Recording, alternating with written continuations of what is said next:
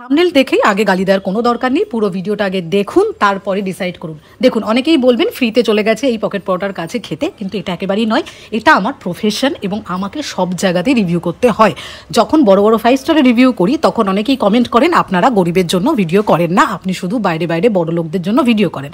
এখন তাই জন্য এসছি একেবারেই যারা রাস্তায় দাঁড়িয়ে বিজনেস করছে তাদের খাওয়ারটা অ্যাকচুয়ালি কতটা ভালো খারাপ কি সমস্তটা আমি খেয়ে বলবো। পুরো ভিডিওটা দেখুন, যদি ভালো লাগে তাহলে কমেন্ট করবেন যে ভালো লেগেছে, যদি খারাপ লাগে সেটাও কমেন্ট করবেন। ইয়ারুল্লাহ নেমে যে কাউ কোর্টের মাঠ পার করে একদম এনআরএস সাব হয়। স্যার আপনার তো লাইন করতে হবে স্যার, হ্যাঁ আপনারা সবাই আমার কাছে সমান। নমস্কার সবাইকে, আমি আপনাদের কাছে সবসময় বলি ফুড রিভিউ মানে ফুড রিভিউ। তো আজকে পরোটা খাবো এবং খেয়ে আপনাদের জানাবো। আর রাজুদা যে ভাইরাল, নতুন করে পরিচয় দেওয়ার কোনোই দরকার নেই, আমি বরঞ্চ হয়তো একটু পরিচিত হয়ে যাচ্ছি ওনার পাশে দাঁড়িয়ে। শুধু রাজুদা তো ফেমাস, কিন্তু পরোটাগুলো এতটাই বড়, আমার পক্ষে একটা কি হার্ডলি 1.5টা পরোটা আমি খেতে পারবো। এখানে দোকান লাগাই, সকাল 6টার মধ্যে দোকান রেডি করে ফেলি, বাড়ি থেকে বেরায় 3:45 বনগা লোকালে। এইরকম পরোটা আর কোথাও খেয়েছেন কিনা সেটাও কমেন্টে জানাবেন। পরোটাগুলো ময়দা এবং একটু পিঞ্চ অফ খাবার সোডা দেওয়া। গুড মর্নিং সবাইকে, আমি এখন রয়েছি সেই ভাইরাল রাজুদার পরোটার। ভিড় অনেক, রাজুদাকে আপনারা অলরেডি অনেকেই জানেন, চেনেন এবং প্রচুর ভিডিও দেখেছেন, কিন্তু আমি আজকে আপনাদের প্রপার পরোটাটা এবং পরোটাটা কেমন খেতে সেটা দেখাবো। শুধু রাজুদা তো ফেমাস, কিন্তু পরোটা কতটা ফেমাস সেইটা একবার দেখাবো। আচ্ছা, তার আগে দেখিয়ে দিই কী কী রয়েছে।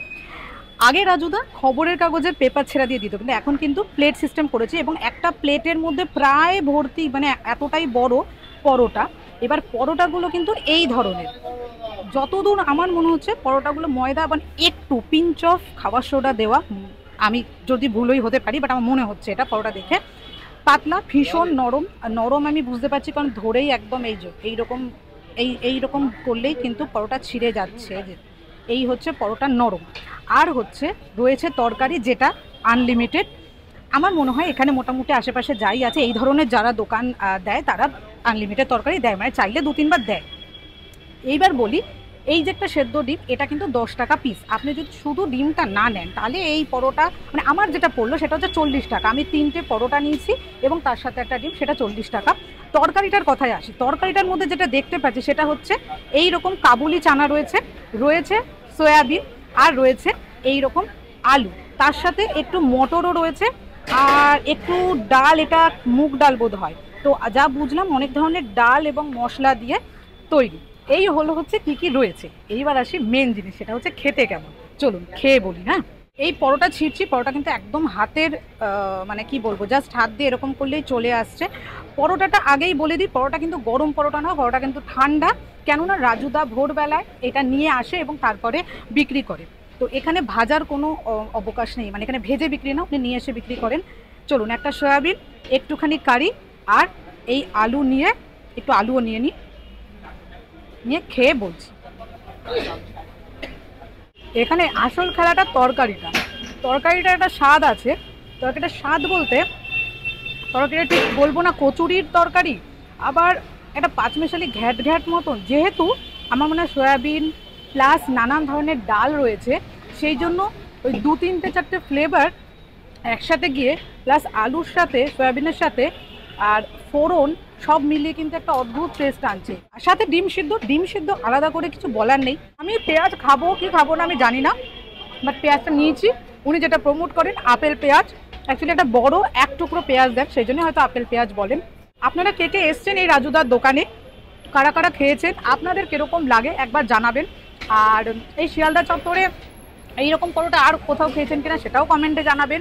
আমার কিন্তু তরকারি প্রায় শেষের দিকে, আমি যাচ্ছি আনলিমিটেড তরকারির আর একটা তরকারি আনতে। চলুন। আপনি যে অতটা দূর থেকে এসে আমার এখানে এসেছেন, আপনাকে তার জন্য অনেক স্বাগতম। বাংলাদেশ এসে তা কি হয়েছে, বাংলাদেশ আমাদের পশ্চিমবঙ্গের পার্শ্ববর্তী জায়গা, আমার কাছে অত্যন্ত শ্রেণীর, কার কাছে কি জানি না। আমার প্রচুর ফ্যান ফলোয়ার আছে, আর আমি বাংলাদেশের মানুষকে এমনি ভালোবাসি। স্যার আপনার তো লাইন করতে হবে স্যার, হ্যাঁ আপনার সবাই আমার কাছে সমান। আপনি একজন হলে ওনার পেছনে দাঁড়াতে হবে, যেটা আমার রুলস। এখানে আমার আত্মীয় আসলেও লাইন করে ভালো।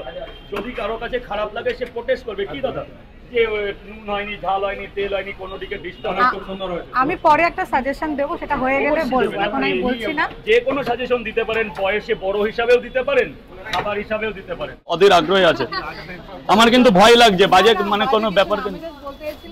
কিছু মনে করবে না না, তুমি আমাকে সাজিয়ে প্যাকেটটা, হ্যাঁ হ্যাঁ হ্যাঁ, পরোটাটা যখন দিচ্ছে এই প্যাকেটের যে রংটা সেটা পরোটার গায়ে পুরো লেগে যাচ্ছে।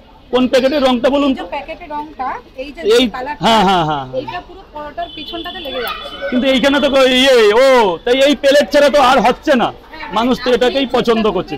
এই যে কালারটা হ্যাঁ হ্যাঁ হ্যাঁ, প্লেন নেওয়া যাবে, বুঝছেন? এই যে রানী হ্যাঁ হ্যাঁ কালারটা, হ্যাঁ হ্যাঁ, আমি যখন পরোটাটা লাস্ট পরোটা হ্যাঁ হ্যাঁ হ্যাঁ, রানী কালারটা পরোটা, তাহলে সাদা নিতে হবে, সাদা প্লেট। আমি তো সাদা প্লেটই আনতাম, কাস্টমার বলছে বলে তো এটা আনেছি। এই রংগুলো তো খুব একটা ভালো কোয়ালিটি একদম না, যার জন্য খবরের কাগজ চেঞ্জ করেছি। সাদা প্লেট যেটা হোয়াইট প্লেট, একদম বিন্দাস। এই এখানে সাদা প্লেটে দিতাম না আমি।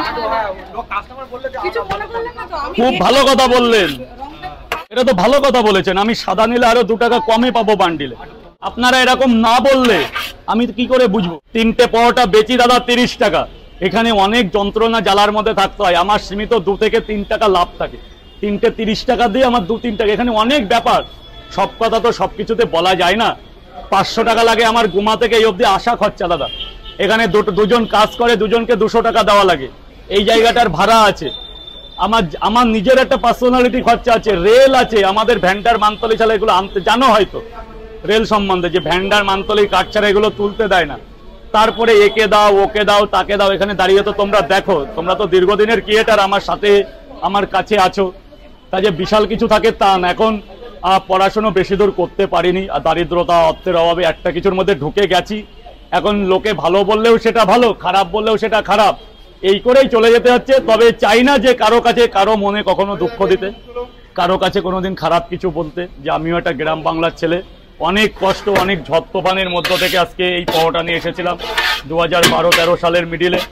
অনেক খাদ প্রতিঘাত পেরিয়ে বাবার দারিদ্রতার শিকার হয়ে আমি সংসারের দায়িত্ব নিয়েছিলাম।